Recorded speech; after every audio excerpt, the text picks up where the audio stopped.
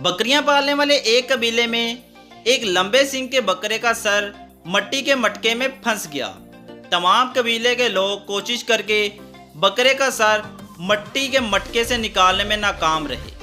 आखिर किसी के जहन में आया कि कबीले के सरदार को बुलाकर इससे मसले का हल निकालना चाहिए। सब लोग सरदार को बुला लाए। जब सरदार को सारा माजरा सुनाया तो वो छट से कहने लगा, लो ये भी कोई मसला है भला। फौरन तेजधार छुरी मंगवाई और बकरे की गर्दन काट डाली, लेकिन सींग लंबे होने की वजह से बकरे का सर फिर भी बाहर ना निकला तो हथौड़ा मंगवाकर मटके को ही तोड़ डाला। फिर बकरे के सर को लहराते हुए सबसे दांत समेटते हुए कहा, देख लो सींग बिल्कुल सलामत है। सबने वाह वाह की। अचानक सरदार रोने लगा।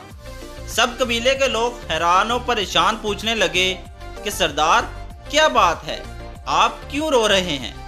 सरदार ने शर्र करके अपनी नाक आस्तीन से साफ करते हुए वो तरीखी अल्फाज कहे कि पूरा कबीला अभी तक गमो अंधों की कैफियत में है। सरदार कहने लगा, रोना इस बात पे आ रहा है कि मैं मरने के करीब हूँ और अगर इस किस्म के हालात से मेरे कबीले का फिर सामना हो जाए और मैं ना हुआ तो मेरे कबीले का फिर क्या होगा।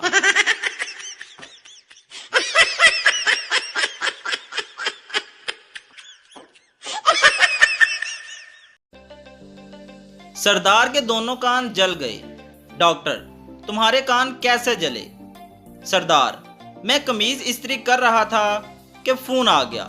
मैंने जल्दी में फोन की जगह इस्त्री कान को लगा ली। डॉक्टर, तो दूसरा कान कैसे जला।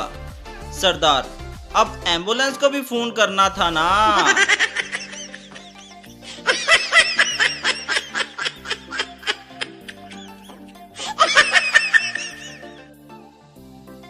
एक शादीशुदा आदमी की एक लड़की के साथ दोस्ती थी। एक दिन वो इसके साथ डेट पर गया। दोनों ने एक साथ बहुत वक्त गुजारा। लड़की को घर छोड़ने के बाद आदमी ने अपने जूते और पैंट मट्टी से रगड़ रगड़ कर गंदे कर लिए और इसके बाद घर चला गया।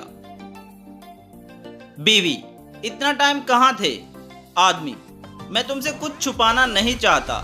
मेरा एक लड़की से चक्कर चल रहा है। मैं इसके साथ आज डेट पर गया था।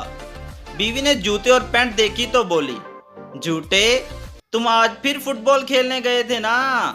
आदमी, उफ, तुम्हें फिर सच पता चल गया। तुम बहुत तेज हो मेरी जान।